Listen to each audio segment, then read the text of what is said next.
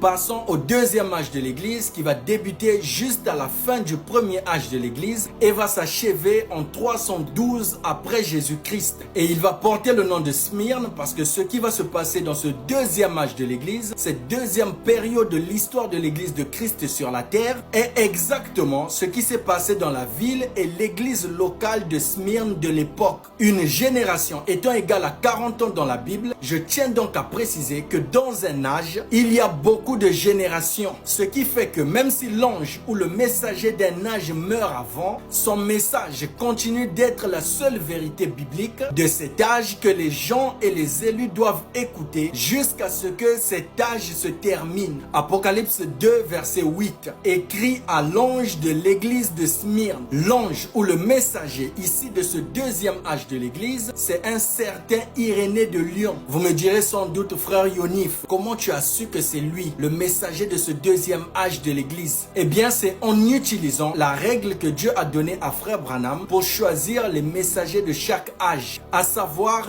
l'homme qui marquait plus que les autres son âge avec la parole manifestée de Dieu, l'homme dont le ministère se rapprochait le plus de l'apôtre Paul, car l'apôtre Paul est le fondement sur lequel tous les messagers qui venaient devaient bâtir. C'est pourquoi l'apôtre Paul a dit: j'ai posé le fondement comme un sage architecte. C'est pour que les autres viennent bâtir sur ce fondement-là en suivant la manière dont lui il a tracé les choses. Et dans ce deuxième âge de l'église, le ministère qui se rapprochait le plus de l'apôtre Paul en parole, en puissance et en action était celui de Irénée. C'est lui que Dieu a le plus élevé à cette fonction-là. Et d'ailleurs, dans le livre de Ante-Nicene Fathers, en français, les pères anténicéens, c'est-à-dire les pères pré-nicéens ou d'avant Nicée, plus précisément d'avant le conseil de Nicée de 325, c'est comme ça que s'appelle le livre. C'est pourquoi on dit les pères pré-nicéens. Et dans ce livre-là, au volume 1, à la page 412, on nous parle de ce que Irénée dit à propos de la divinité. Il dit: toutes les autres expressions sont également des titres d'un seul et même être, le Seigneur de puissance, l'Éternel Père de tous, le Dieu tout-puissant, le Très-Haut, le Créateur, le Constructeur. Et d'autres ne sont pas des noms et des titres d'une succession d'êtres différents, mais d'un seul et même être. En considérant donc sa fidélité stricte à la parole, sa haute compréhension des Écritures et la puissance de Dieu dans son ministère, c'est donc lui l'homme idéal qui est le messager de ce deuxième âge de l'Église. Irénée est né vers 122 après Jésus-Christ en Asie mineure, qui est l'actuelle Turquie. Il est né dans la province de Smyrne et est décédé en l'an 202 après Jésus-Christ dans la ville de Lyon en France. Il était le disciple d'un certain saint et combattant de la foi chrétienne appelé Polycarpe, qui lui-même était le disciple direct de l'apôtre Jean. Polycarpe a été l'un des saints véritablement illustres de ce premier âge de l'Église en ce qui concerne d'avoir une vie irréprochable. Il vivait vraiment dans la sanctification, la sainteté, la pureté, et tout le monde le savait. Même ses proches avec qui il vivait dans la vie de tous les jours savaient que c'était un homme saint. Est-ce que toi, ta femme peut dire ça de toi? Ton mari, il peut dire ça de toi? Ou encore tes enfants et ta famille, ceux qui vivent vraiment avec toi? Ou ta sainteté, c'est juste à l'église et sur les réseaux sociaux? Le christianisme n'est pas une manière d'être, c'est une vie qui découle de l'intérieur à l'extérieur. Nous continuons. Polycarpe est mort en martyr car il était trop vieux pour s'enfuir. Et surtout, il était trop sincère et honnête pour permettre que quelqu'un d'autre le cache et que ce dernier soit puni pour cela. Trop sincère. Mais nous aujourd'hui, quand les agents de l'électricité ou de l'eau arrivent, on dit aux gens: dites que je suis pas là, dites que papa n'est pas là, dites que maman n'est pas là. Ou encore quand on doit quelqu'un, dit que je suis pas là, que je suis sorti, si un tel me cherche. Ou quand on l'appelle, il prend le téléphone, il passe à quelqu'un d'autre. Réponds à ma place, dis que je suis sorti, que je ne suis pas là. C'est pareil jusque dans les rendez-vous. Tu es encore chez toi, tu dis: non, je suis dans le transport, j'arrive, dans 5 minutes je serai là. Polycarpe se retournerait dans sa tombe en te voyant dire et professer que tu es chrétien. L'honnêteté l'honnêteté et la sincérité fait partie de la vie chrétienne. Et donc Polycarpe s'est livré lui-même pour être mis à mort. Il demanda et obtint l'autorisation de prier pour ses frères dans le Seigneur, pour le gouvernement, pour ses ennemis et pour ses bourreaux. Oh là là, ça c'est une gifle énorme pour les chrétiens d'aujourd'hui. Prier pour ses ennemis et ses bourreaux. Mais non, il va plutôt les envoyer le feu. Prier contre eux, toute personne qui en veut à ma vie, qu'ils soient détruits, qu'ils soient paralysés, qu'ils fassent des accidents, qu'ils meurent de 0 heure à 6 heures. Combat spirituel. Et c'est des personnes qui ont fait 10 ans, 15 ans, 20 ans, 30 ans dans le christianisme qui agissent ainsi. Cela montre à quel point les gens sont encore des bébés et même des fœtus en ce qui concerne le christianisme et la vie chrétienne. On continue. Irénée fut placée sur le bûcher après sa prière à sa propre demande sans être liée et on alluma le feu. Mais la flamme s'écarta de son corps, refusant de le toucher. Ensuite, on le transperça avec une épée et à ce moment-là, de l'eau jaillit de son côté et atteignit les flammes. Son esprit le quittait littéralement sous la forme d'une colombe blanche et sortit de son sein. Mais pourtant, malgré ce glorieux témoignage de lui, Polycarpe ne luttait pas contre le système nicolaïte qui avait commencé dans le premier âge et qui continuait dans le deuxième âge à s'introduire dans l'église parce que lui-même avait un penchant pour cet organisme au nom de la communion fraternelle pour l'avancement de l'œuvre de Dieu, sans se rendre compte que son désir d'avoir de la communion et ce qui semblait être un bon plan pour favoriser l'œuvre de Dieu était en réalité un piège de Satan. Et aujourd'hui, nous avons des pasteurs comme ça. Ils ont le témoignage de vivre dans la sanctification. Ils ne trompent pas leurs femmes, ils ne volent pas, ils ne boivent pas, ils ne fument pas, etc. Mais vous ne les verrez jamais combattre les hérésies et les fausses doctrines qui s'introduisent dans l'église. Vous ne les verrez jamais se lever pour défendre la doctrine et attaquer les loups qui veulent entrer dans la bergerie. Vous ne les verrez jamais apporter des enseignements et des prédications pour positionner les gens dans la doctrine et les ramener à ce qu'ont dit les apôtres et le prophète. Au contraire, ils vont pencher vers la dénomination et ses pasteurs sous le couvert de l'amour et de l'unité en Christ. Ils vont se focaliser à prêcher des choses qui plaisent aux gens, des choses qui ne vont pas déranger. Et c'est comme ça que Polycarpe était. Les gens meurent, mais les esprits ne meurent pas. Mais Irénée, lui, n'était pas comme ça. Il n'était pas ce genre de prédicateur. Lui, il militait contre les hérésies, exactement comme l'apôtre Paul en son temps. Il luttait contre les fausses doctrines. Il luttait contre le nicolaïsme dans l'église. Et il luttait contre l'organisation de l'église sous toutes ses formes. Il prônait le retour à la Pentecôte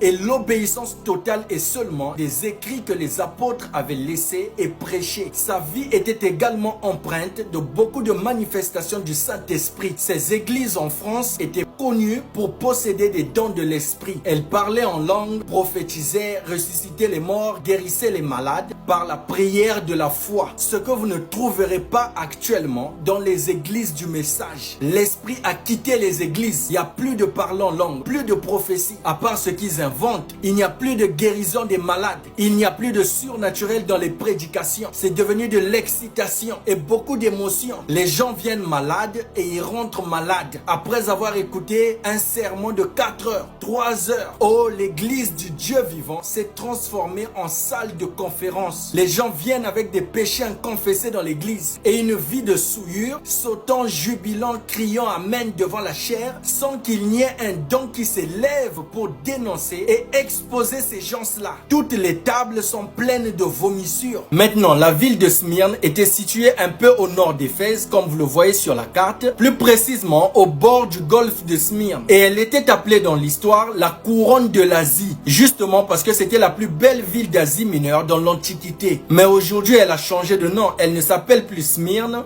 mais plutôt Izmir. Et elle se trouve là en Turquie. Et cette ville de Smyrne à l'époque était une ville portuaire connue pour ses exportations. Elle se distinguait aussi par ses écoles de rhétorique, de philosophie, de médecine, de sciences et par ses beaux édifices. Il y vivait dans cette ville de Smyrne de nombreux juifs qui s'opposaient avec acharnement au christianisme. Et ils y étaient opposés même plus que les Romains. En fait, Polycarpe, qui était le premier évêque de Smyrne, a été martyrisé par les juifs. Et il est dit dans l'histoire que les Juifs étaient allés jusqu'à profaner leur jour saint, le samedi, le sabbat, juste pour porter le bois de son bûcher. Et cet acharnement, cette oppression nous emmène même à la signification du nom de cette ville. Parce que le mot Smyrne en lui-même signifie amer. Et il vient du mot myrrhe, M-Y-2-R-H-E. Et la myrrhe était utilisée pour embaumer les morts. Ceci nous montre que le nom de cet âge a donc deux significations. Premièrement, il signifie amer et deuxièmement, il signifie rempli de morts. En d'autres termes, c'est un âge amer,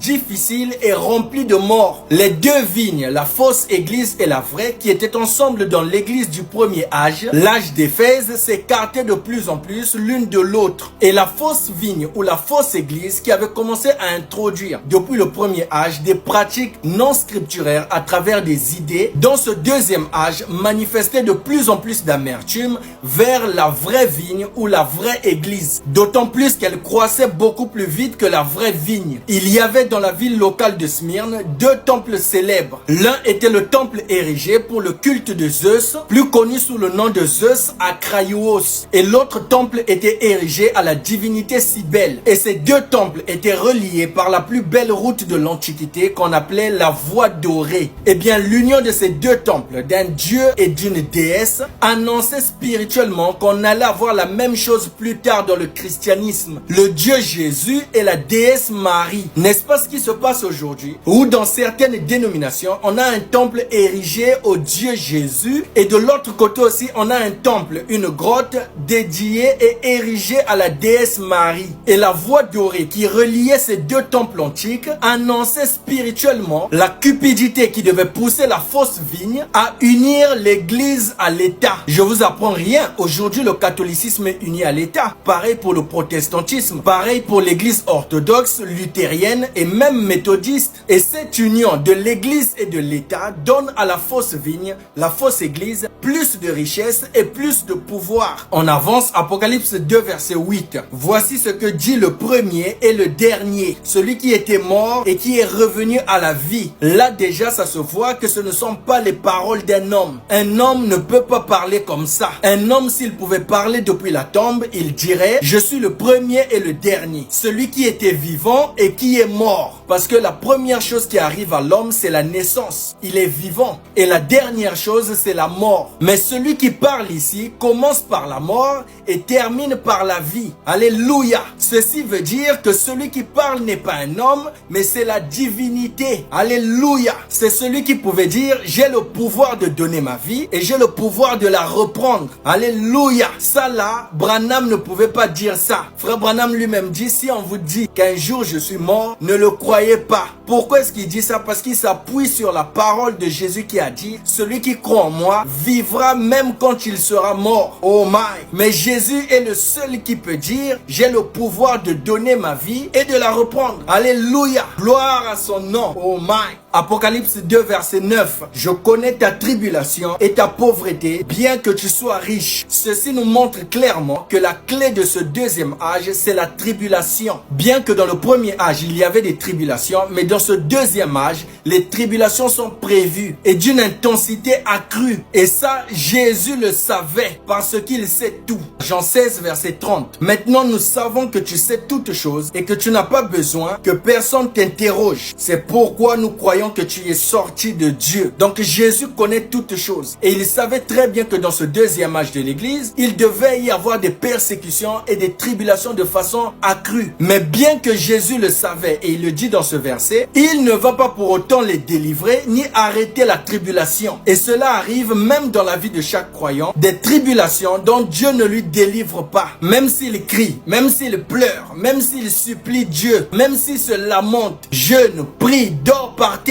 Dieu ne bougera pas. Et la raison pour laquelle Dieu le fait se trouve dans Romains 8, le verset 17 à 18. La Bible dit « Or, si nous sommes enfants, nous sommes aussi héritiers, héritiers de Dieu et co-héritiers de Christ, si toutefois nous souffrons avec lui, afin d'être glorifiés avec lui. J'estime que les souffrances du temps présent ne sauraient être comparées à la gloire à venir qui sera révélée pour nous. » Nous prenons également 1 Pierre 1, verset 6 à 7. Il est écrit « C'est là ce qui fait votre joie. Quoique maintenant, puisqu'il le faut, vous soyez attristés pour un peu de temps par diverses épreuves, afin que l'épreuve de votre foi, plus précieuse que l'or périssable, qui cependant est éprouvée par le feu, ait pour résultat la louange, la gloire et l'honneur lorsque Jésus apparaîtra. En d'autres termes, on ne peut pas former un caractère sans souffrance, car un homme qui n'a pas de caractère ne peut pas régner, parce que la puissance ou le règne sans caractère est diabolico-satanique. Et puisque Jésus veut que nous partageons son règne et son trône, tout comme lui a vaincu et s'est assis sur le trône de son Père, alors nous aussi nous devons souffrir comme lui et vaincre comme lui pour s'asseoir avec lui sur le trône. En d'autres termes, les souffrances que nous traversons, les souffrances que je traverse, les souffrances que tu traverses est en train de former en toi un caractère afin que tu règnes et que tu t'asseyes sur ton trône de l'autre côté. Alléluia! Parce que de l'autre côté, nous serons des chefs de ville, nous serons des maires, des préfets, des chefs du quartier et des rois. Et Dieu, pendant que nous sommes sur la terre, nous envoie des épreuves pour tailler en nous un caractère qui nous permettra de régner de l'autre côté. C'est pourquoi l'apôtre Paul dit que les souffrances temporaires que nous endurons maintenant ne sont pas dignes d'être comparées à la formidable gloire à venir quand Jésus reviendra. C'est la raison pour laquelle Dieu a permis que Jésus vienne sur la terre et nous montre l'exemple à travers sa vie. Hébreux chapitre 5, le verset 7 à 9. La Bible dit: je connais ta pauvreté, bien que tu sois riche. Mais comment Dieu peut-il supporter de voir ses enfants dans le besoin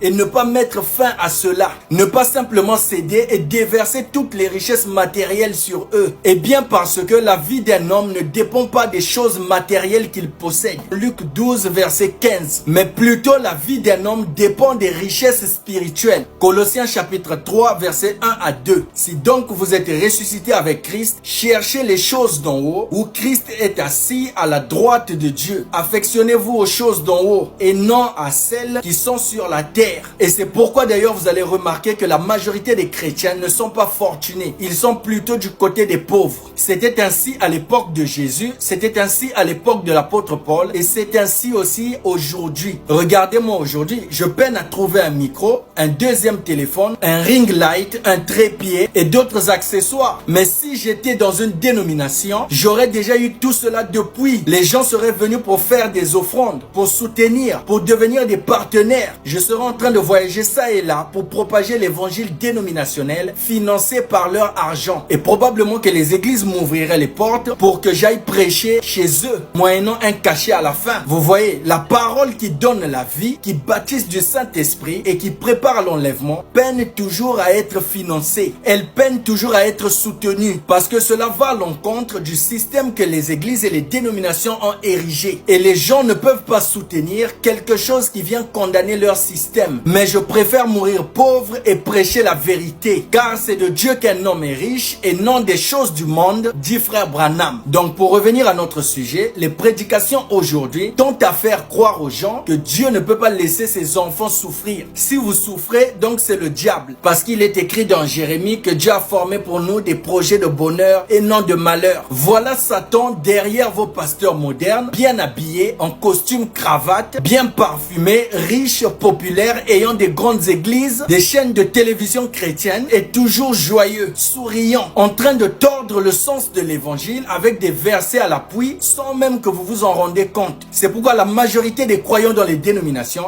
dès qu'une tribulation arrive, 21 jours de jeûne et prière pour combattre l'esprit de célibat, l'esprit de chômage, l'esprit de stérilité, l'esprit d'échec. 3 jours de jeûne et prière à sec pour briser les liens de famille, détruire les autels sataniques et les réclamations familiales. Guerre de minuit, chaque jour de 0h à 5h, combat spirituel. Quand Satan voit ça, il croise les mains, il rigole et il dit ceux-là, ils n'ont rien compris à l'œuvre de la croix. Ils n'ont jamais lu Colossiens 2 versets 14 à 15, ni Romains 8 le verset 1. Sinon, ils ne perdraient pas inutilement leur temps dans ce genre de choses. On avance et les calomnies de la part de ceux qui se disent juifs et qui ne le sont pas, mais qui sont une synagogue de Satan. Pour commencer, le mot juif ne s'applique pas à la religion du peuple juif, mais il ne s'applique qu'au peuple de Juda. Exactement dans le même sens où moi je dirais que je suis congolais d'origine. Ainsi donc, il y avait dans ce deuxième âge de l'église des gens qui se disaient être des vrais juifs d'origine par naissance. Étant donné que l'église primitive de la Pentecôte dans le premier âge était en majorité composée du peuple juif, ce qui faisait que si si quelqu'un venait et disait qu'il était juif, on lui donnait du crédit. Ses paroles pesaient et on lui plaçait à un certain rang de sorte à avoir de la prééminence sur les frères et les sœurs. Ainsi donc, il y avait des gens qui se faisaient passer pour des juifs d'origine, mais qui en réalité ne l'étaient pas, mais étaient plutôt un groupe de gens séduits qui faisaient déjà partie de l'église. Car Dieu dit d'eux dans ce passage qu'ils sont une synagogue de Satan. Or, le mot traduit par synagogue n'est pas le même mot que celui qui désigne l'église. Dans la Bible, l'église signifie ceux qui sont appelés à sortir ou encore les appeler hors d'eux. Mais synagogue lui veut dire assemblée ou rassemblement, ce qui peut être une bonne ou une mauvaise chose. Mais dans ce cas-ci, c'en était une mauvaise, car ce sont ici ceux dont le rassemblement ne venait pas de Dieu, mais d'eux-mêmes. Et Ésaïe l'avait vu et l'avait prophétisé longtemps d'avance. Dans Ésaïe 54, verset 15, la version Darby, il est écrit « Celui qui s'assemble contre toi tombera à cause de toi ». Ainsi donc, ce groupe de gens qui se sont introduits petit à petit dans l'église par leurs œuvres de nicolaïsme au premier âge ne craignent plus dans ce deuxième âge d'être reconnus, mais ils s'organisent ouvertement en un groupe qui se rassemble de lui-même et qui surtout s'oppose à la véritable église avec une hostilité non masquée, ce qui faisait de ce groupe de gens un rassemblement antichrist ou une église antichrist organisée. Je vous l'atteste avec la vérité historique. Regardez, la première église primitive qui avait été formée à Rome avait déjà changé la vérité de Dieu en mensonge en introduisant une religion païenne avec des noms et des contenus chrétiens. Au fur et à mesure que le temps passait et qu'on arrivait dans le deuxième âge, eh bien cette église de Rome était devenue tellement païenne, tout en prétendant entre guillemets être la véritable église de Dieu, que l'évêque Polycarpe a fait un voyage d'à peu près 2000 km alors qu'il était très âgé pour aller les supplier de revenir à l'évangile authentique. Mais vous savez quoi? Ils n'ont pas voulu le faire. Ils avaient déjà dans ce deuxième âge une hiérarchie et une organisation solide. Ils avaient complètement quitté la parole, devenant ainsi un rassemblement de Satan. Et c'est pareil aujourd'hui, que ce soit les églises pentecôtistes de réveil, les adventistes, les baptistes, les protestants, les méthodistes, les catholiques et les branhamistes, on ne pourra plus jamais, et je dis bien jamais, les ramener à la vérité de la parole. Ils n'écouteront pas. Ils se sont tellement dénominationnalisés et organisés que ce n'est plus possible. Ils ont des hiérarchies de l'ancien jusqu'au archibishop ou l'évêque.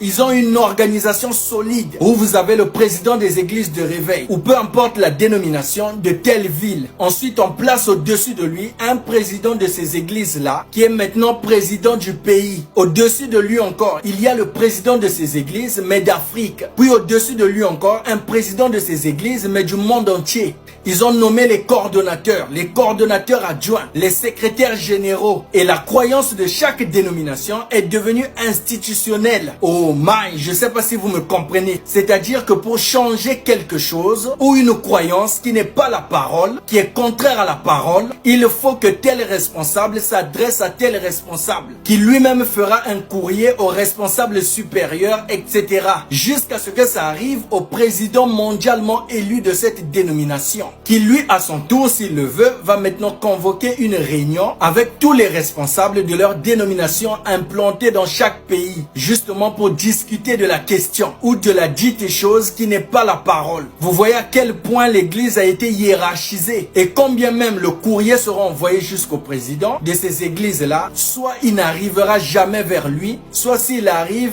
il va le mettre dans la poubelle. Parce que ces responsables ont des intérêts charnels qu'ils ne peuvent pas accepter de laisser à cause de la vérité biblique. Voilà pourquoi ils disent simplement, celui-là envoûté, ne l'écoutez pas. Il n'a pas le Saint-Esprit, que le Saint-Esprit l'éclaire. Donc c'est quelque chose qui s'est institutionnalisé. Voilà pourquoi aussi les croyants du message peuvent t'insulter des bêtises, te traiter d'ennemi, allant jusqu'à t'empoisonner à cause du nom de Branham. Voilà pourquoi les pasteurs du message peuvent se lapider les uns les autres et s'envoyer en enfer lorsqu'on touche au nom de Branham et à sa vie. C'est au point où si vous touchez à une emblème du message, en le retirant par exemple de votre église, disant que ce n'est pas obligatoire, et vous dites que prêcher en lisant les citations n'est pas obligatoire, ils vont tous vous tomber dessus, vous insulter, vous traiter de dénominationnel, vous envoyer au diable, vous maudire, parce que c'est quelque chose qui a été institutionnalisé. Au départ, c'était une idée, après c'est devenu une doctrine, après c'est devenu une loi, et aujourd'hui c'est devenu une obligation.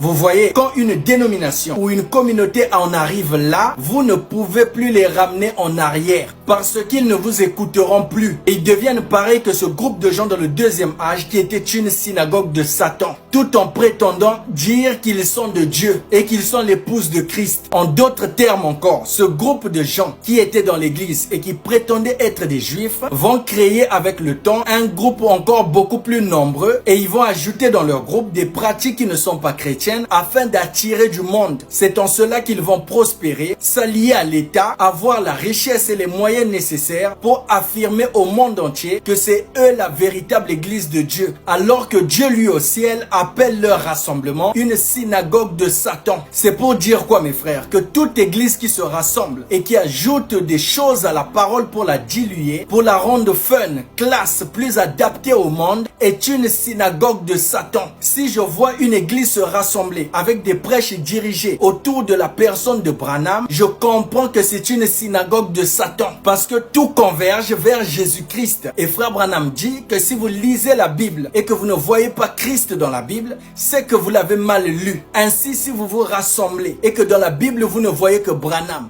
vous ne voyez que sa venue, vous ne voyez que sa vie, que ce soit même dans le message qu'il a prêché, vous êtes une synagogue de Satan. Si je vois une église qui se rassemble autour d'un Dieu qu'on appelle Branham ou d'un Jésus qu'on adore dans la personne de Branham, je comprends tout de suite que c'est une synagogue de Satan. Si je vois un rassemblement de gens appelés église, où on demande aux gens d'emmener les brebis et d'emmener les croyants vers le prophète, je comprends tout de suite que c'était un rassemblement de Satan. Parce que les gens ne doivent pas être emmenés vers le prophète, mais les gens doivent être emmenés vers Christ à travers le message du prophète. On vous a mal prêché le message. Si je vois un rassemblement où on ne fait que parler de ce que Branham a fait, au lieu de ce qu'il a prêché, je comprends tout de suite que c'est une synagogue de Satan. Appelez-vous épouse de Christ, élue ou sémence royale d'Abraham, comme vous voulez, ça ne changera rien. Si je vois une église qui ne lit qu'un verset au début de la prédication, mais dont tout au long de la prédication ne fait que lire les brochures,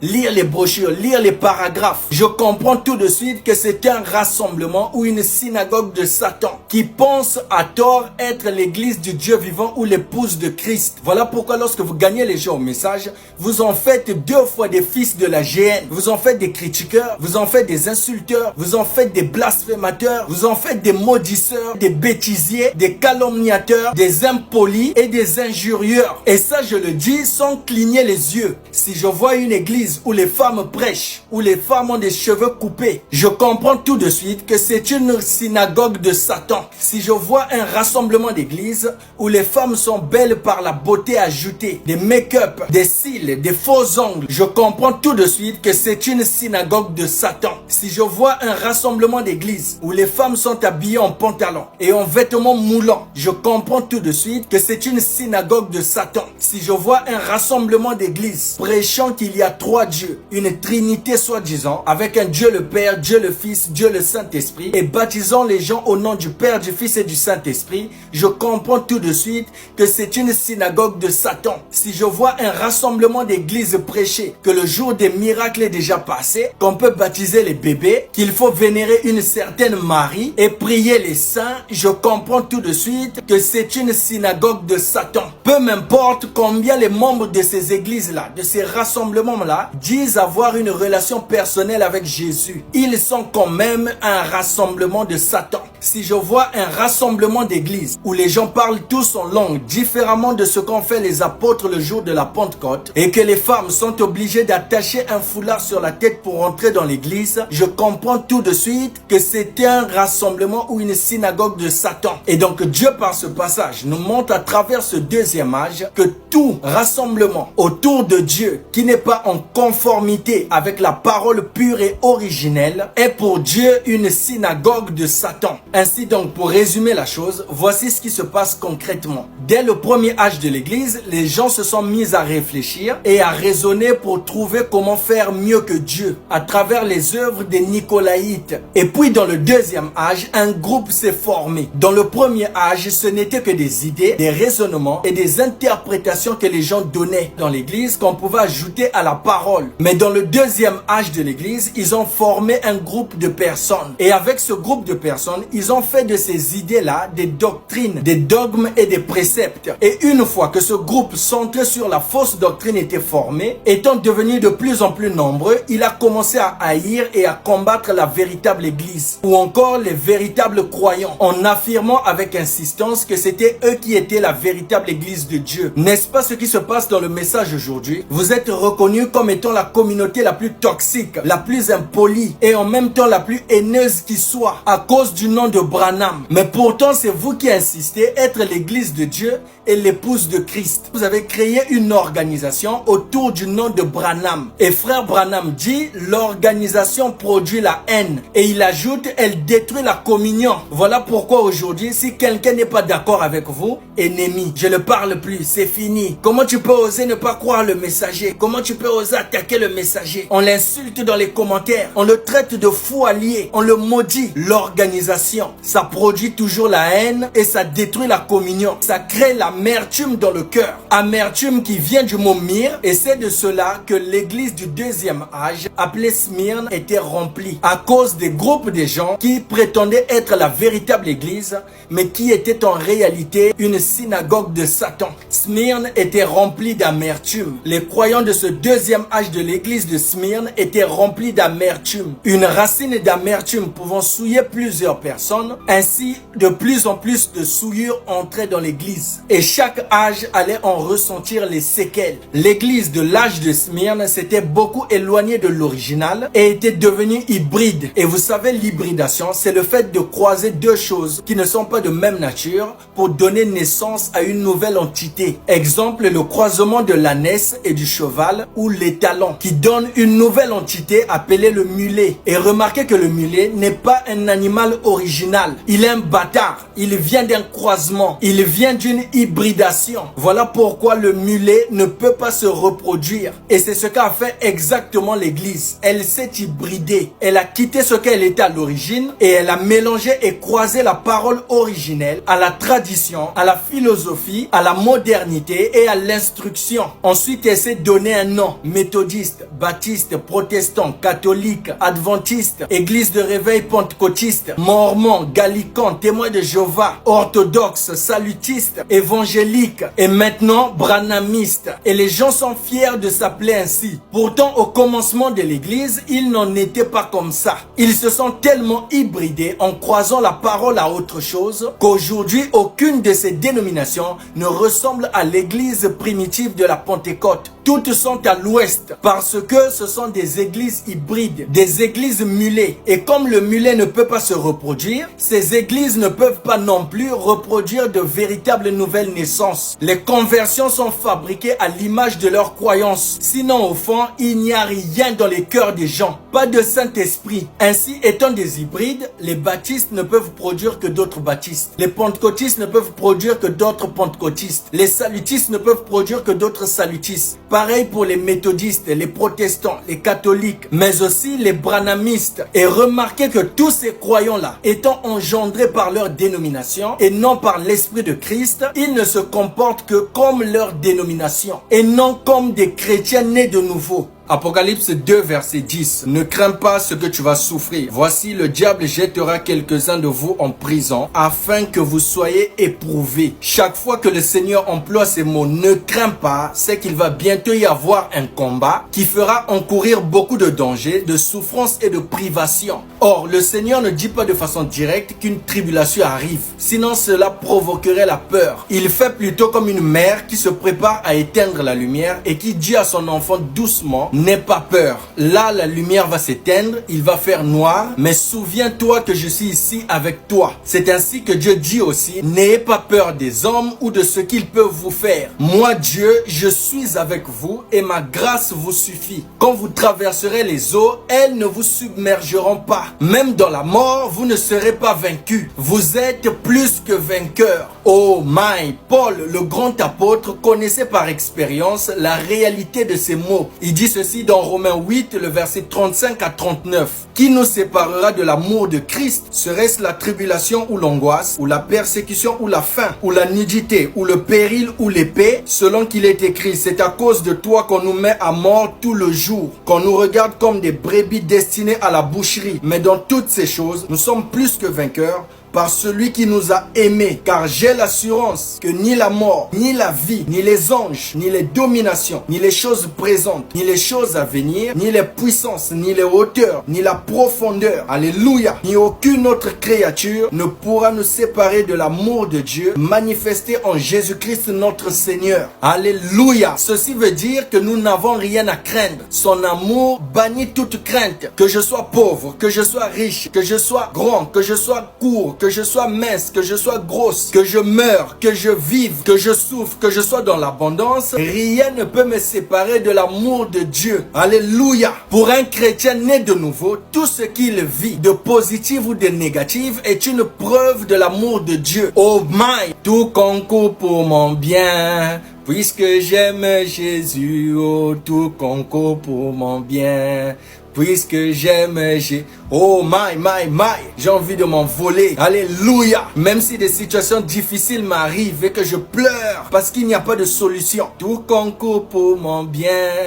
Puisque c'est quand même pour mon bien. Oh my, alléluia. On va avancer. Remarquez que Dieu dit ensuite dans ce passage que le diable jettera quelques-uns de vous en prison afin que vous soyez éprouvés. Mais pourtant sur le terrain, on n'a vu aucun diable jeter ces chrétiens du deuxième âge en prison. Comment Dieu peut-il dire que c'est le diable qui les jettera en prison? Alors que l'histoire, elle parle des juifs, des prêtres et des gouverneurs qui lors des jeux de cirque ont livré des milliers de chrétiens à la mort pour être déchirés par les lions, les taureaux, les vaches et les gladiateurs. Étant donné que le public aimait ça, voir des chrétiens être tués lors des jeux de cirque. Ceci me rappelle la mort barbare qu'a connue deux jeunes chrétiennes à Carthage en Tunisie parce qu'elles ne voulaient pas renier leur foi en Christ. Elles s'appelaient Perpétue et Félicité. Arrêtées seulement à l'âge de 22 ans à la suite d'une dénonciation. J'ouvre une parenthèse pour vous dire ceci, que lors de la pression qui vient bientôt sur les habitants de la terre, il y a des gens qui vont dénoncer des chrétiens, qui refuseront d'entrer dans l'écuménisme. Ne rêvez pas. Perpétue était mère d'un tout jeune enfant et Félicité était enceinte. Elle accoucha d'une fille en prison. Mais ni l'une ni l'autre ne faiblirent lorsque le 7 mars de l'an 203, elles pénétrèrent dans l'amphithéâtre de Carthage, la main dans la main, alors qu'elles étaient condamnées en latin à la damnatio ad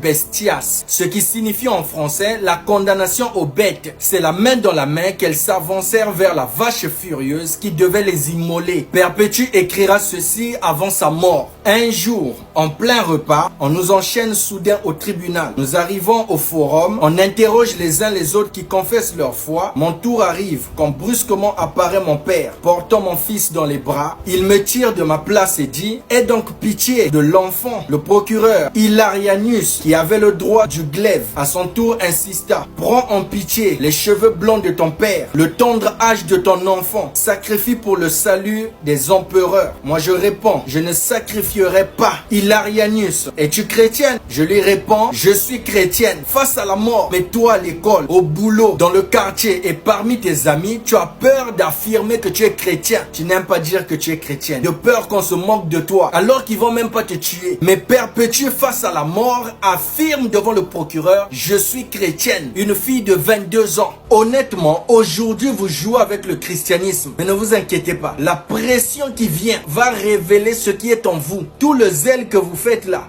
mon Jésus, ça va être testé. Perpétue dit, alors le juge prononça la sentence. Nous étions tous condamnés aux bêtes. Nous partîmes tout heureux vers la prison. Oh my. Condamnés aux bêtes, nous partîmes heureux vers la prison. Voilà l'exemple parfait des chrétiennes qui ont vraiment reçu le Saint-Esprit dans leur cœur. Le même que ceux que les apôtres avaient reçus. Et à côté de Perpétue et Félicité furent aussi condamnés des hommes comme Révocanus, Saturninus et Secundolus. Mais remarquez que dans tout ça là, on ne voit pas le diable venir emprisonner ces chrétiens. Pourquoi donc Dieu accuse le diable de les jeter en prison? Quel rapport y a-t-il entre ce qu'ils vivent vivait de la part du gouvernement, des juifs et des prêtres païens de l'époque avec le diable. Pourquoi Dieu met la faute sur le diable dans ce passage? Eh bien parce que c'est la haine du diable contre Dieu et contre son peuple qui est derrière tout cela. C'est le diable qui va oindre ses gouverneurs, ses prêtres païens et ses juifs de l'époque à faire toutes ces choses barbares contre les chrétiens. Car tout ce que Dieu prend à cœur, Satan essaiera inévitablement de le détruire. Ceci veut dire que si c'est Satan qui est derrière les juifs qui traînent les chrétiens devant les tribunaux, alors les juifs ne sont pas de la religion de Dieu, mais ils sont de la religion du diable. En conséquence, leur rassemblement aussi est de la synagogue de Satan. Et si l'église catholique romaine a tué des multitudes de croyants dans le 4e âge et dans tous les âges, alors elle aussi est du diable et appartient à Satan. C'est une synagogue de Satan, au cas où vous ne le saviez pas.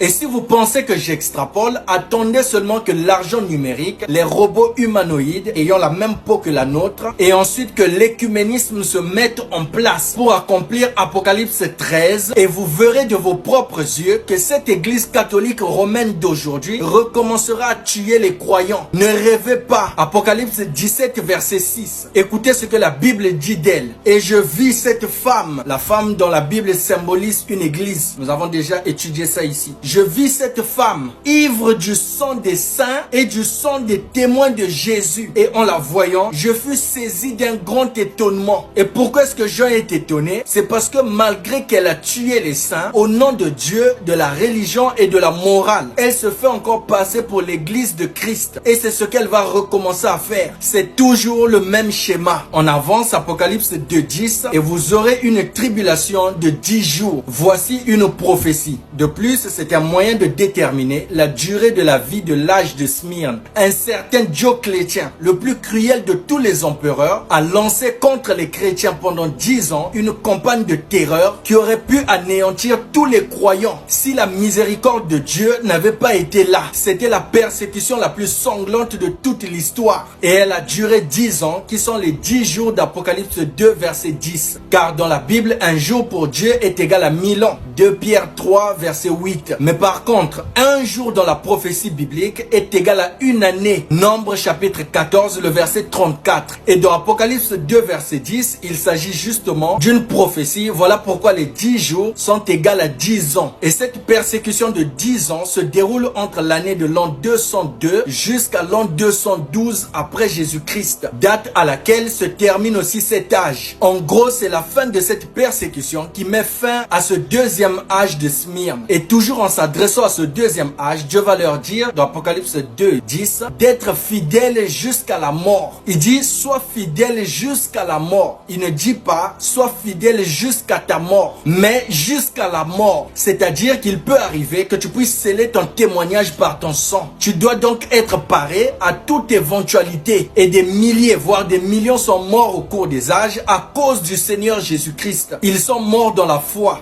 comme un certain Antipas, le témoin fidèle. Alléluia. Ils ne se sont pas attachés à leur vie jusqu'à mourir. Oh Dieu, beaucoup trop de personnes qui professent être chrétiennes aujourd'hui aiment leur vie. Regardez comment les jeunes ministres aujourd'hui sont confinés dans les églises, attendant d'être programmés pour prêcher. Pour prêcher à qui? À des gens qui se sont convertis, qui ont entendu des prédications et des prédications depuis des années et qui ont grandi dans le Seigneur. Pendant que des âmes sans Christ meurent dans les rues, meurent dans les pays éloignés, meurent dans les villages reculés, meurent dans les quartiers éloignés, meurent dans les villes des bas-fonds. Où sont ces prédicateurs comme ceux d'il y a 200 ans qui avaient le fardeau des âmes sur le cœur, qui étaient prêts à sacrifier leur vie, à sacrifier leur travail, à sacrifier leur business, à sacrifier leurs affaires, à sacrifier leur confort, à sacrifier leur titre de prédicateur à l'église pour aller chercher les âmes perdues? Où sont ces frères et sœurs comme ceux d'il y a 200 ans, prêts à vendre leurs vêtements, leur télévision, leur voiture et leurs parcelles pour financer l'œuvre missionnaire et les campagnes d'évangélisation afin de gagner les âmes? Pourquoi cela ne se fait plus? Les gens aiment beaucoup trop leur vie. Regardez les chrétiens d'Europe, des États-Unis et du Canada, et même les pasteurs, ils évitent certains sujets de peur de perdre les privilèges de cette vie et même d'être emprisonnés. Quelle honte! Alors que dans ces mêmes pays, il y a des siècles passés, il y a eu des chrétiens qui ont donné de leur vie pour la vérité. Cela prouve que la pression qui est en train de venir sur la terre, vous ne la supporterez pas. Vous allez céder. Vous aimez tellement trop votre vie. Jean 12, verset 25, celui qui aime sa vie la perdra et celui qui hait sa vie dans ce monde la conservera pour la vie éternelle. Je pense que c'est la raison pour laquelle Dieu n'a pas permis que j'aille m'installer dans ces pays-là. Justement parce que j'allais soit mourir tôt, soit être emprisonné tôt. Parce que je suis quelqu'un qui prêche sur tous les sujets, tant que c'est écrit dans la parole, sans m'inquiéter des représailles.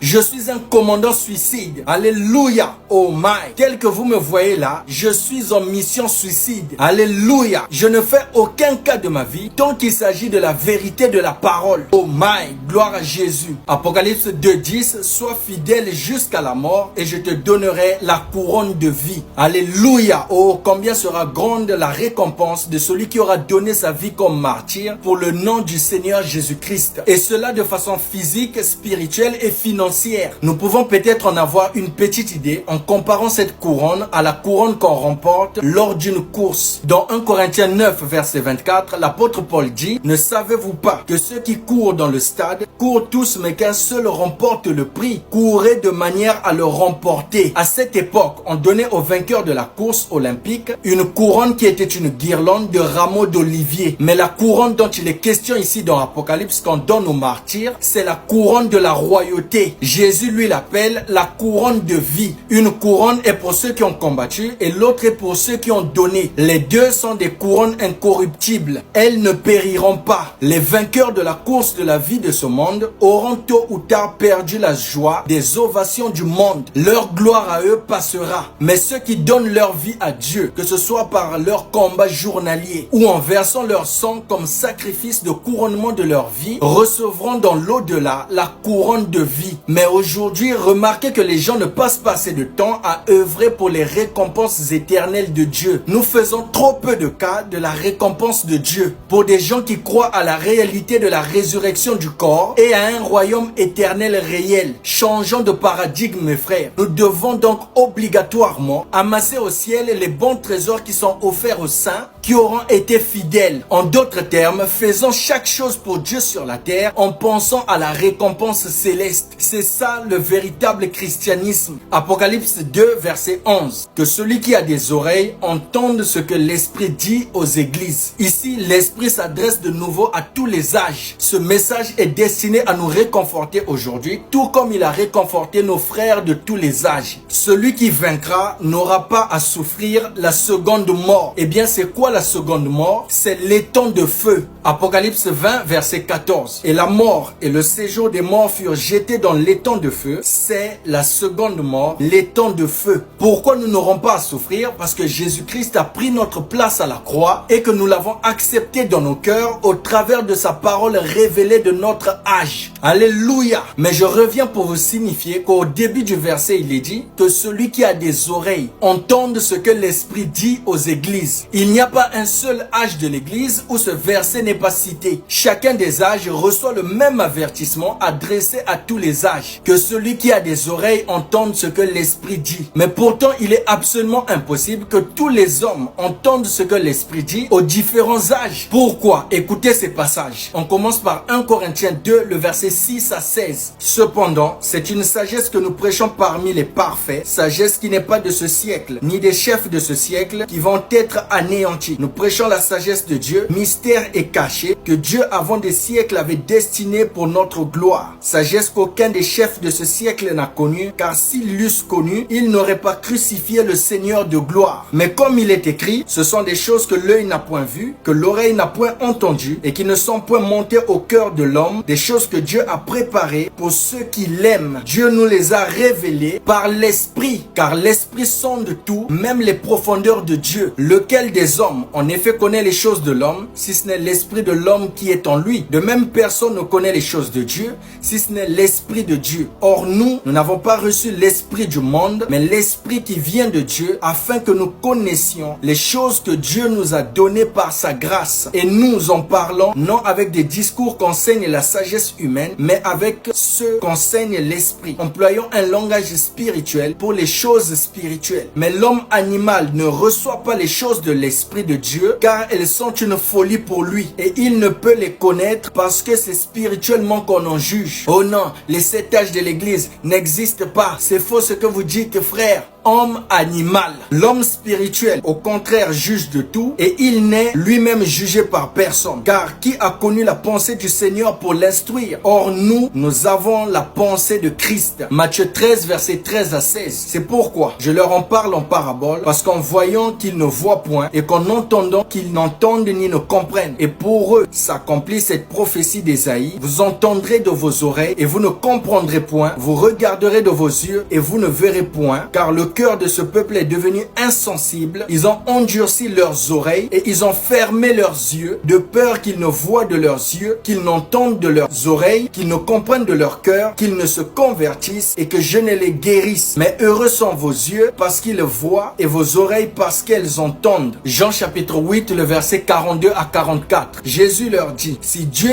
était votre Père, vous m'aimeriez, car c'est de Dieu que je suis sorti et que je viens. Je ne suis pas venu de moi-même, mais c'est lui qui m'a envoyé. Pourquoi ne comprenez-vous pas mon langage? Parce que vous ne pouvez écouter ma parole. Vous avez pour père le diable et vous voulez accomplir les désirs de votre père. Il a été meurtrier dès le commencement et il ne se tient pas dans la vérité parce qu'il n'y a pas de vérité en lui. Lorsqu'il profère le mensonge, il parle de son propre fond car il est menteur et le père du mensonge. D'après ces passages de l'écriture, il est tout à fait évident qu'aucun homme ne peut entendre de lui-même Dieu. Il faut que Dieu lui donne cette capacité-là. Il aura beau faire des écoles bibliques, de la théologie, de l'homélétique, prier et jeûner comme il veut, cela n'a rien à voir. Matthieu 16, verset 17. Jésus, reprenant la parole, lui dit, tu es heureux Simon, fils de Jonas, car ce ne sont pas la chair et le sang qui t'ont révélé cela. Ce n'est pas un homme, ce n'est pas un professeur de l'école biblique, de l'école de théologie, ce n'est pas une dénomination, mais c'est mon Père qui est dans les cieux. En rapprochant ces versets, nous voyons qu'il n'y a qu'un seul groupe de gens, un groupe de gens bien particulier, qui a la capacité d'entendre ce que l'Esprit dit dans chaque âge. C'est un groupe particulier qui reçoit la révélation de chaque âge. Et ce groupe-là est de Dieu. Car le groupe de ceux qui ne peuvent pas entendre n'est pas de Dieu, bien qu'ils disent être de Dieu. Mais le groupe de ceux qui peuvent entendre et qui entendent ce que l'Esprit dit et qui de surcroît en reçoivent la révélation est justement le groupe qui est décrit dans 1 Corinthiens 2, le verset 6 à 16 que nous venons de lire. Ce sont eux qui sont nés de Dieu. Ils sont baptisés dans le corps de Christ par son Esprit. En d'autres termes, ils sont baptisés de son Esprit dans leur cœur. C'est ici l'occasion de dire ceci avec force et avec